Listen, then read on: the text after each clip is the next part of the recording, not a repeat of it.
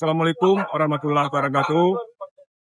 Pada hari ini saya akan melaporkan kondisi Trumon di Kabupaten Aceh Selatan. Kami dari personil Polres Aceh Selatan menyampaikan untuk kegiatan-kegiatan dari mulai bencana banjir sampai sekarang, kami dari Polres Aceh Selatan telah melaksanakan kegiatan-kegiatan untuk membantu masyarakat dengan mengerahkan seluruh kekuatan yang ada Polres Aceh Selatan untuk membantu kegiatan masyarakat yang terdampak bencana.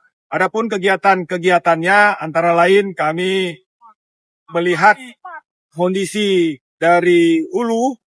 Ini yang terlihat sekarang di belakang ini kondisi di hulu kita normalisasi. Sehingga dampaknya nanti air akan menjadi lancar. Sehingga masyarakat yang ada tinggal di wilayah bawah itu sudah debit airnya akan mengecil. Kemudian untuk kegiatan-kegiatan lainnya itu kita memperbaiki jembatan. Kemudian juga kita membersihkan gorong-gorong ataupun parit yang ada di depan-depan rumah masyarakat, khususnya di wilayah di tepi jalan raya yang sekarang sudah lancar. Kita ketahui kegiatan bencana ini memang sangat berdampak. Ada 3 hal. Yang pertama dampak terhadap masyarakat atau secara ekonomi, kemudian dampak terhadap pendidikan, dan dampak terhadap kesehatan.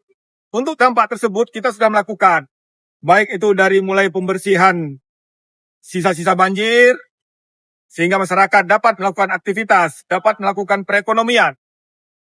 Kemudian pasca banjir, dampak kesehatan masyarakat juga kita melakukan pengobatan gratis kepada masyarakat. Kemudian dampak dari pendidikan, sekolah-sekolah maupun tempat ibadah, sudah kita laksanakan pembersihan secara maksimal.